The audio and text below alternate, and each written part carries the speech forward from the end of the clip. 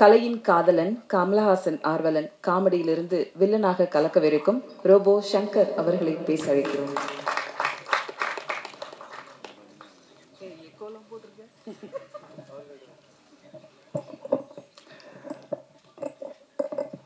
எல்லா கேமராவும் இப்போ என் பக்கம் தான் திரும்பி இருக்கும்.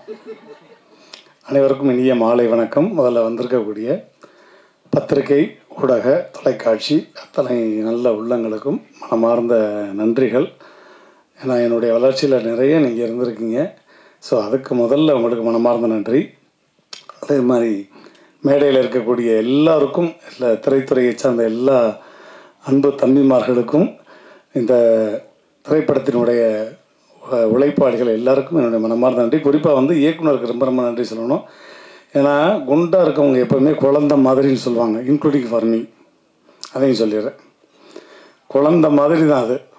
ஆள் உருவம் தான் பெருசு, ஆனால் குழந்த மாதிரி அது இருக்கிற இடமே தெரியாது. அவ்வளோ அழகாக தம்பி ராஜா சொன்ன மாதிரி 18 நாள் அந்த படத்தை முடித்தோம். இது உண்மையிலே என்னுடைய ஜாதிக்காரனுடைய படம். கண்ணண்டு கிடச்சிருச்சா? என் ஜாதிக்காரிய படம், நகைச்சுவை ஜாதிக்காரனுடைய படம், முழுக்க முழுக்க நகைச்சுவை தான். நீங்கள் ஒரு கேபிஒய் எபிசோடை எப்படி பார்த்து என்ஜாய் பண்ணுவீங்களோ அது மாதிரி இந்த படத்தில் ஒட்டுமொத்த கேபிஒயும் இந்த படத்தில் பார்க்க போகிறீங்க. அதனால தான் இதுவரையும் நான் நிறைய நம்ம பத்திரிக்கையாளர் மீட்டிங்கும் சரி, இசை வெளியீட்டெல்லாம் வந்திருக்கேன். ஆனால் இவ்வளவு தூரம் கைதட்டி ரசித்து சிரித்தது ரீசெண்டாக இந்த மேடை தான். ஏன்னா அதற்கு காரணம் இது ஒரு பலகுரல் மேடையாக மாறிடுச்சு. நீங்களே என்ஜாய் பண்ணியிருப்பீங்க. எஸ்ஆர்னோ தேங்க்யூ. ஸோ அந்த மாதிரி எல்லா ஒட்டுமொத்த. ரெண்டாவது, நிறைய இசை வெளியீட்டு விழாவும் இப்போ நான் பார்க்கும்போது எல்லாமே யங்ஸ்டர்ஸ் வர்றாங்க. யங்ஸ்டர்ஸ் வரும்போதெல்லாம் அவங்களுக்கு பேச தெரியுமா, 1 நிமிஷம் 2 நிமிஷத்தில் பேசிட்டு போவாங்கன்னு நினச்சேன்.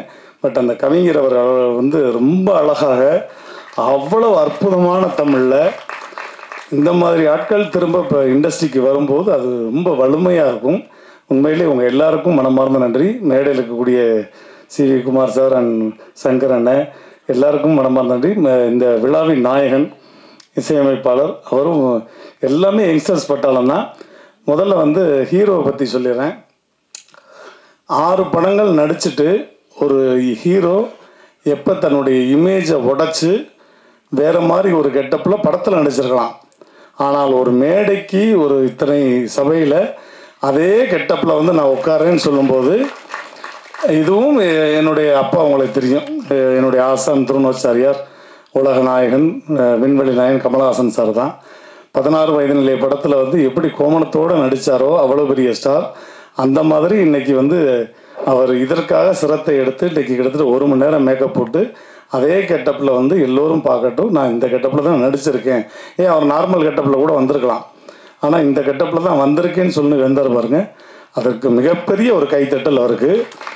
இது இந்த மேடையில் உங்களை மிகப்பெரிய மேடைக்கு நிறைய மேடை கொண்டு போகும்போது மனமார்ந்த வாழ்த்துக்கள். அந்த தயாரிப்பாளர் கேபிஒய் ராஜா, அன்பு தம்பி, அற்புதமான ஸ்கிரிப்ட் ரைட்டர், அற்புதமான வாய்ஸுக்கு ரொம்ப பிரமாதமாக ரொம்ப டிஃப்ரெண்ட்டான வாய்ஸ்லாம் பேசக்கூடியவர், அவருக்கும் நன்றி. அதே மாதிரி அன்பு தம்பி ஆனந்த், அப்படியே டிட்டோ கண்ணை மூடுனா என் தம்பி சிவகார்த்திகன் அப்படி நேரில் கொண்டாந்துடுறான் அந்த மாதிரி. அதுக்கப்புறம் என்னுடைய இன்னொரு அன்பு செல்லம் கல்லூரி வினோத், எக்ஸ்ட்ரானரி ரைட்டர். கூடிய விரைவில் அவன் டைரக்ட் பண்ணணும்னு நான் ஆசைப்பட்டுக்கிட்டே இருக்கேன். அப்படி இல்லைன்னா கூட நான் இன்னொரு 4-5 மாதம் கழித்து ஒரு நல்ல செய்தி, ஒரு டைரக்ஷன் பண்ணக்கூடிய படம் பண்ண போகிறேன். அதில் கேபி ராஜாவும் வினோத்தும் கூட இருப்பாங்க, என் கூட ஆனந்த் எல்லாருமே. அதையும் இந்த இடத்துல நான் சொல்லிக்கிறேன். ஸோ அவங்களுக்கும் என்னுடைய மனமார்ந்த நன்றி. எல்லாருமே ஆளுக்கு ஒரு வாய்ஸ் பேசிட்டீங்க. அப்புறம் நான் ஒரு வாய்ஸ் பேசல என்ன இருக்கு?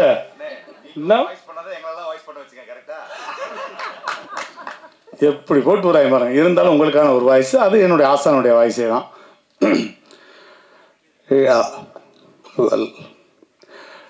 இந்த மாதிரியான ஒரு நல்ல விழாவில் நான் கலந்து கொண்டமைக்கு பெருமைப்படுகிறேன். இது நிஜம். இந்த மாதிரி இளைய சமுதாயம் இந்த திரை உலகத்திற்கு வருவதால் நான் பெருமைப்படுகிறேன். இன்னும் நிறைய இளைய சமுதாயம் இந்த கலைத்துறைக்கு பணியை ஆற்ற வேண்டும். இது சொட்ட சொட்ட நனையவில்லை, கொட்ட கொட்ட நனைய வேண்டும். தியேட்டரில் அலைமலை மக்கள் அலையுடன் அப்படின்னு சொல்லி இந்த மக்களை வாழ்த்தி விடைபெறுகிறேன். நன்றி, வணக்கம். Thank you. I love you all.